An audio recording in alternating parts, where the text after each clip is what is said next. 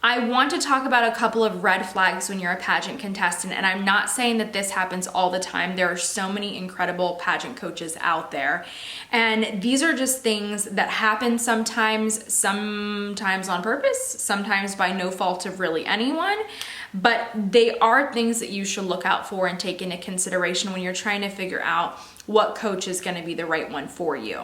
Or if you've been working with someone and you kind of feel a little bit uneasy and don't know if they're the best option or if you should move on and seek help from someone else. If you're brand new to my channel and you've never seen it before, thank you for clicking on this episode. I hope that you are going to consider subscribing and also hit that notifications bell so you know when new episodes just like this one come out. This episode is brought to you by Rehearsed to Relatable. If you are a pageant contestant and you are struggling to improve your pageant interview, then click the description below for more info. Today's episode is inspired by several of my coaching clients who have had some really negative experiences with other coaches, which is why they jumped ship and now they work with me.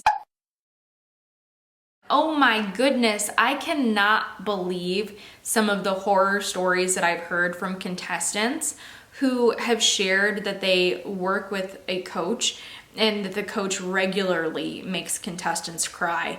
I will say this, I have worked with a lot of contestants to develop their personal brand in their interview, and I will tell you, sometimes I ask some really tough questions, and they can stir up some emotions, and they can make contestants emotional in that moment. So I've definitely had those types of appointments with contestants, and that's not at all what I'm talking about here. What I'm talking about is a coach who's actually a bully and who's constantly telling you negative things. That's a really, really big flag. Your coach, ladies, at the end of the day needs to be on your team. They need to give you constructive criticism, yes. They need to give you honest criticism, yes. But they also should be aware of how they're packaging that information so that at the end of the day, it's not tearing you down, but that it's building you up. I personally don't understand coaches whose brand is being mean to contestants. I don't think that it really accomplishes very much. And I hope that, ladies, you will realize that that is not normal behavior and move on to someone else who will treat you with kindness and consideration. Is your pageant coach a little bit too possessive? All right, I want to say this. Different pageant coaches do have different policies. I allow the contestants that I work with to also work with other pageant coaches. Sometimes it's for the best. Sometimes a contestant will work with me for interview because she's never had an interview coach before, or that she'll work with me for her walk because maybe she already had an interview coach in the past. It all depends on every contestant's individual situation, and I know that I can still offer value to them regardless of what area of competition that they need a little bit of help with. So that's why I am a coach who decides to let their contestants work with other coaches as well. It's not a big deal to me. Now, there are coaches, though, who will tell you or get really offended if you start working with someone else. And I've seen some really unfortunate things happen because of that. That is just something to look out for. I think that it is possible to win with a full service coach that you're going to work with for everything, but it's also possible to win with multiple pageant coaches. There are multiple ways to the crown, and you have to figure out what is going to work best for you, but not at the cost of your peace. If you're working with a coach and you suggest that you want to work with someone else and they're saying, no, absolutely not, I'll never work with you again, or they're threatening you, or they're saying anything to you that makes you feel really uncomfortable about only working with them, run away. That is a red flag. Okay, like I said, it works for some contestants to have only one coach, but others are gonna have multiple coaches. But if you're uncomfortable with someone who says that you can only work with them, then that's a red flag. You should look for somebody else who is more willing to be flexible with you and the things that you believe are gonna help prepare you to capture that crown. If a coach only tells you what to do, but not how to do it, run away. It probably means that they're not very experienced in that pageant system, or that they don't actually know how to coach winners. And that is something that is a very subtle red flag that I think a lot of contestants are missing. I've realized it because I have contestants that tell me that they spent thousands of dollars on other coaches, and that the coach keeps telling them what they need to do, but they've never really gotten into the details of how they can achieve that goal and how they can really change their walk or create a brand for their interview. And it makes me really, really sad because I think that that is exactly why you get coaching. You don't just need someone that's gonna tell you, you need to have a fierce walk. You need to have a confident on-stage answer. Yes, you do need all of those things. But if your coach can't tell you how to do those things or doesn't have any resources for you to help you with that, it's a red flag. Also consider sometimes your coach is not going to be able to help you with everything, but they should have referrals for you. I have referred girls to other people for various things. I am not an expert in hair and makeup, so I don't focus on teaching that, but I have hair and makeup artists all across the United States that I've worked with in the past that have great hair and makeup lessons. The same thing goes for photographers or gown stores or jewelry or custom fun fashion.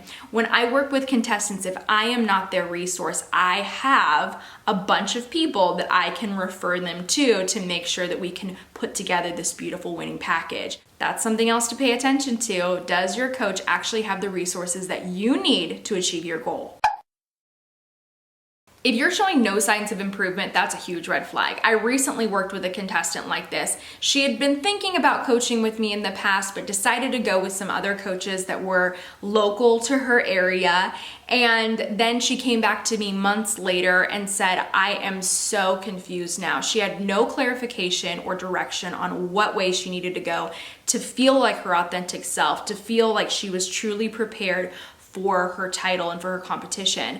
And I'm so thankful because I was able to provide her with some clarifications and information that was based off of fact and not feeling. And I think that a lot of coaches really get caught up in looking at things and starting to develop some conspiracy theories when it comes to stuff like pageant wardrobe or how you should walk on stage or what you should say in your interview. And I always really like to refer back to the facts, not of like, what do I feel like is gonna do well, but what actually has done well, what is winning or what has not won. It's equally important to pay attention to both sides. So ladies, if you are not showing any signs of improvement, if you constantly feel confused after your appointments, huge red flag. You should never leave a coaching appointment feeling more confused than you were when you entered it. Oh, this one really broke my heart. Showing favoritism is so sad. I have also heard of some really sad stories from contestants who worked with coaches who have multiple clients competing in the same age division, which is something that I do and many coaches do. That's fairly common, by the way, ladies. It's not common to work with a coach who only takes on one contestant per age division per pageant system. That's pretty rare. And if you are working with someone like that, they're probably going to be charging you crazy high fees that honestly, I don't really think I could justify or that anyone can justify. But I have heard of contestants who have worked with a coach who has multiple contestants and they have walked in on conversations that they weren't supposed to hear in a makeup room at a pageant, and basically their coach was saying to other people that they didn't believe that they would win, but that they were investing all their time and resources into other contestants who they believed would win the pageant. And I personally as a coach think that's such a wrong way to go about it, because contestants will surprise you, and there's so much that even I as a coach don't get to see behind the scenes from a contestant's competition and what she's really doing while she's there. And I have had some contestants that I worked with in the past that, in my personal opinion, if I was judging, I might say, I don't know if she's ready. I don't know if she's ready for that title yet. But they've surprised even me and showed up to a pageant and come back with that title. And so I've always been really impressed by the young women that I've worked with. And from those experiences, I've learned to never underestimate a contestant. I'm telling you, they can really surprise you. And I've been pleasantly surprised by quite a few of my winners, and of course very proud of them.